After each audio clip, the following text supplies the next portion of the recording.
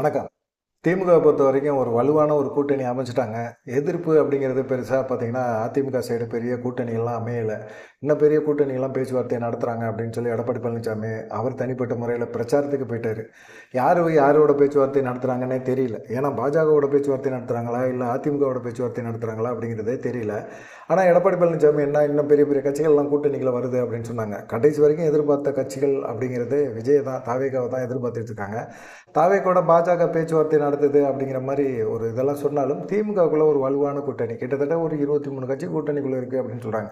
வலுவான கூட்டணிப்பா 1% வாக்குகள் உள்ளாலும் இருந்தாலும் அவங்கள கூட்டணிக்குள்ள இழுத்து போடு அப்படிங்கிறது தான் முதலமைச்சரோட எண்ணமே. அது மாதிரி போட்டார். இப்போ என்ன அப்படின்னு கேட்டிங்கன்னா, காங்கிரஸுக்கு இப்போ 28 தொகுதி. காங்கிரஸ் 28 தொகுதியை சாமானியமாக வாங்கினாங்களா? நாங்கள் அந்த சைடு போயிடுவோம், இந்த சைடு போயிடுவோம் அப்படி இப்படின்னு மிரட்டினாங்க. தாவேகா கூட நாங்கள் போகிறதுக்கு வாய்ப்புகள் இருக்குன்னு சொல்லிட்டு மாணிக் தாகூர், ஜோதிமணி, பிரவீன் சக்கரவர்த்தி, கிறிஸ் சோடகர் எல்லாமே பேசினாங்க. பேசினோன்னா ஒரு எல்லை வரைக்கும் பார்த்தாரு முதலமைச்சர். பார்த்தாரு டக்குன்னு உடனே சரி நீங்கள் போகிறதா போய்க்கங்க அப்படின்ட்டார். 26 தான், 26+1 தான் தர முடியும் அப்படின்னு சொல்லிட்டாங்க. ராகுல் காந்திகிட்ட பேசினாங்க, அதெல்லாம் ஒத்துக்கவே முடியாது, 30+1 கேளுங்க அப்படின்னு சொன்னாங்க. முடியாதுன்ட்டாங்க. சோனியா காந்திகிட்ட கனிமொழி மூலமாக ஸ்டாலின் பேசினார். கனிமொழியும் சோனியா காந்திகிட்ட இறுதி இவ்வளோதான், 26 தான் நாங்கள் தர முடியும், அதுக்கு மேலெல்லாம் கொடுக்க முடியாது, கூட்டணி பலமாக இருக்குது, உங்களுக்கு அதில் கூட்டணிக்குள்ளே இருக்கணும் அப்படின்னு ஆர்வம் இருந்தால் இருங்க அப்படிங்கிற மாதிரி சோனியா காந்திகிட்ட கனிமொழி பேசிட்டாங்க.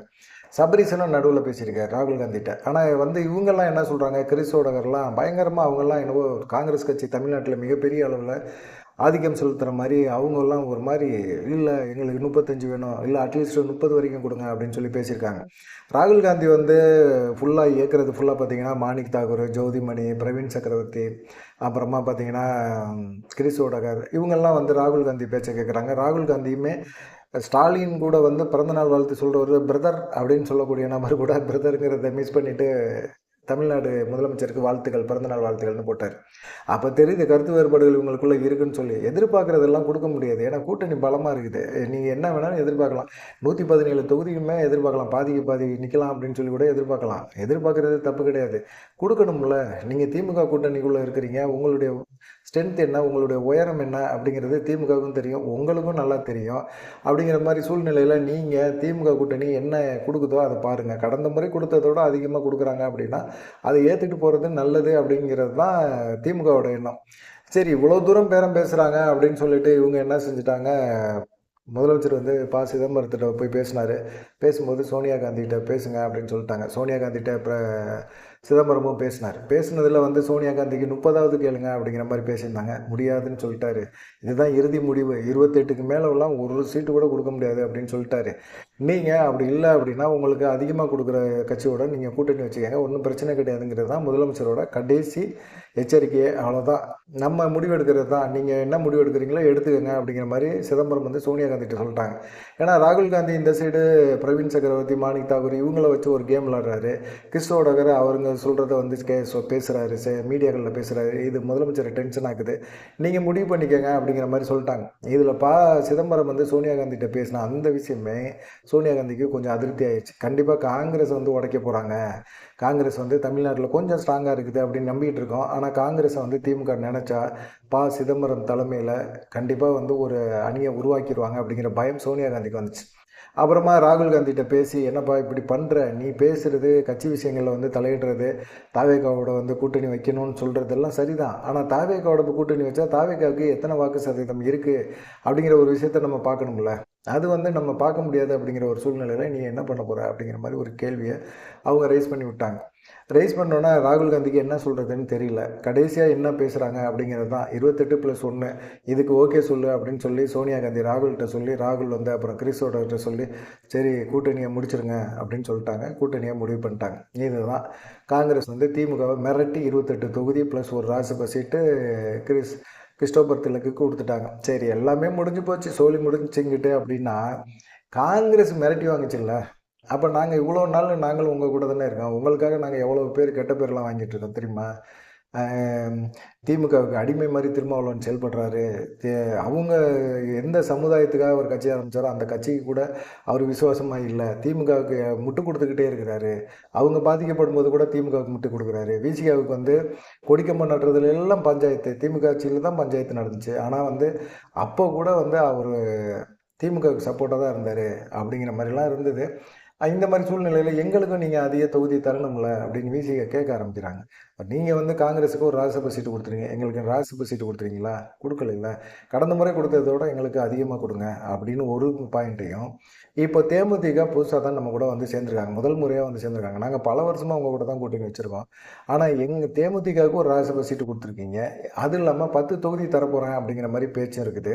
அப்படி 10 தொகுதி கொடுத்தீங்கன்னா எங்களுக்கும் நீங்கள் அதிகமாக கொடுக்கணும்னு சொல்லிட்டு விசிகா, மதிமுக, மார்க்சிஸ்ட் கம்யூனிஸ்ட், இந்திய கம்யூனிஸ்ட் இவங்க எல்லாமே வந்து இப்போ திமுகவோட கூட்டணி தொகுதி பங்கீட்டு சம்மந்தமான பேச்சுவார்த்தையில் வந்து இப்போ அந்த கோரிக்கையை முன்வைக்கிறாங்க.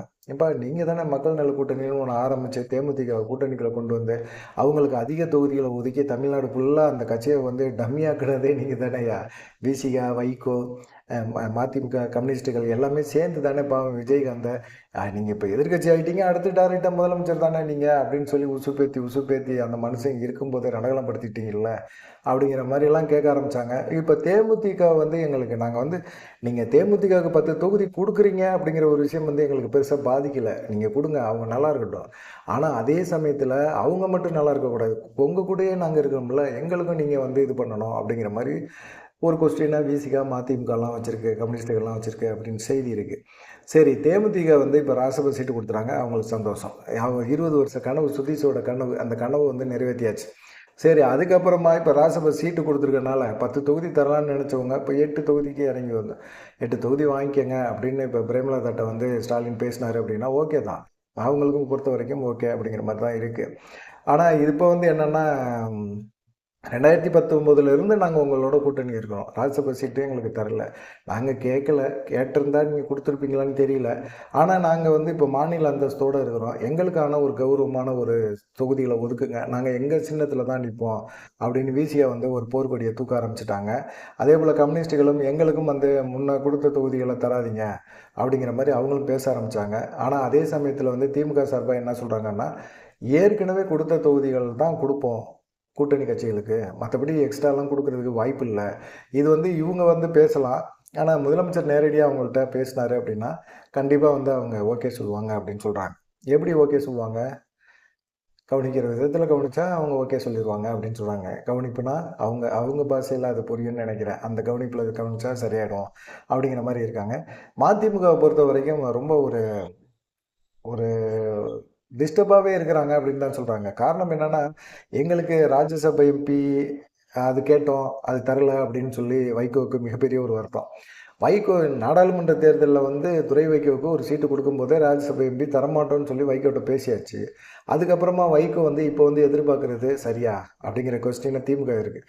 சரி, ராஜ்யசபா சீட்டு நீங்கள் தரல, மதிமுகவுக்குன்னு சீட்டு ஒதுக்குங்க, கொஞ்சம் அதிகமாக ஒதுக்குங்க, 12 ஒதுக்குங்க, நாங்கள் ராஜ்யசபா சீட்டு தான் கேட்கல, 12 சீட்டு ஒதுக்குங்க, எங்களுக்கு மாநில அந்தஸ்து வேணும்ல அப்படின்னா, திமுக ஏன்னா ஒவ்வொரு கட்சியுமே மாநில அந்தஸ்தை உருவாக்கி கொடுக்கறதுக்காக வந்து இந்த கட்சி வச்சு நடத்திக்கிட்டு இருக்காங்க அப்படிங்கிற மாதிரி ஒரு கேள்வியெல்லாம் இருக்குது. அதே சமயத்தில் வந்து பார்த்திங்கன்னா, இப்போ பாஜக வந்து மதிமுக வந்து கூட்டணிகளை கொண்டு வரதுக்கு பேசுகிறாங்க. இதுதான் எடப்பாடி பழனிசாமி ஒரு கட்சி, மிக முக்கியமான ஒரு கட்சி வந்து எங்கள் கூட இணைய போகிறாங்க அப்படின்னு சொல்கிறாரு அப்படின்னா, இங்கே எங்கே இருக்குது தமிழ்நாட்டில்? கட்சியே இல்லையே. திமுக கூட்டணிக்குள்ளே எல்லா கட்சியும் திமுக கூட்டணியில் இருக்குது, வேறு கட்சியே இல்லையே. எந்த கட்சியை எடப்பாடி பழனிசாமி சொல்கிறாரு? தாவேகாவை சொல்கிறாரா அப்படின்னு எல்லாம் யோசிச்சா, தாவேகாலாம் இல்லைங்க, மதிமுகவை தான் பேசுகிறாங்க அப்படின்னு தெரியுது. மதிமுக வந்து பாஜக வந்து மதிமுகவோட பேச்சுவார்த்தை நடத்துகிறாங்க. குறிப்பாக பார்த்தீங்கன்னா, துரை வைகோ இருக்கார்ல, அவர் வந்து தீப்பெட்டி சின்னத்தில் ஜெயிக்க வச்சது திமுக. ஜெயிக்க வச்சுட்டாங்க. இப்போ வந்து என்னென்னா, பாஜக மத்திய இணையமைச்சர் பதவி துரை வைகோவுக்கு கொடுக்குறோம் அப்படின்னு சொல்லி ஒரு தூண்டிலில் ஒரு புழுவை மாட்டி போட்டாங்க. போட்ட பிறகு துரை வைகோவுக்கு எப்படி இருக்கும்? மத்திய இணையமைச்சர் பதவி இது திமுகனால் கொடுக்க முடியுமா? இனிமேல் காங்கிரஸ் எங்கே ஆட்சிக்கு வந்து நம்மளை வந்து மத்திய இணையமைச்சராக வருது, இதுனா நமக்கு ஒரு பந்தாவாக இருக்கும் அப்படின்னு சொல்லிட்டு, நீங்கள் இந்த சைடு கூட்டணிக்குள்ளே வாங்க, நாங்கள் வந்து உங்களுக்கு தேவையான சீட்டுகளையும் ஒதுக்குறோம், அதே சமயத்தில் திமுகவையும் நம்பாதீங்க, நீங்கள் வெளியே வந்து திமுக எதிர்ப்பு பேசினா தான் சரிப்பட்டு வரும் அப்படிங்கிற மாதிரி பாஜக வைகோ வந்து பிரெயின் வாஷ் பண்ணுறாங்க அப்படிங்கிற மாதிரி சொல்கிறாங்க. சரி, இது ஒரு சைடு போயிட்டுருக்கு. எப்படி வந்து மதிமுக பாஜக சைடு போயிடுமா அப்படின்னு பார்த்தீங்கன்னா, போகிறதுக்கு வாய்ப்புகள் அதிகமாக தான் இருக்குது அப்படின்னு சொல்கிறாங்க. வைகோ வந்து திமுகவோட தொகுதி பங்கீடில் வந்து பிரச்சனையாக தான் இருக்கிறார், ரொம்ப மன கஷ்டத்தில் தான் இருக்கிறாரு. அவர் எதிர்பார்க்குறதெல்லாம் திமுக தர்றதுக்கு வாய்ப்பே கிடையாது, சுத்தமாக கிடையாது. அது இல்லாமல் உதயசூரியன் சின்னத்தில் நில்லுங்க அப்படின்னு சொல்கிறாங்க. சரி, இந்த மாதிரி சமயத்தில் தான் வைகோவோட அக்கா மகன் வந்து கார்த்திகேயன் அப்படிங்கிறவர் சமீபத்தில் பாஜகவில் போய் சேர்ந்துட்டார்.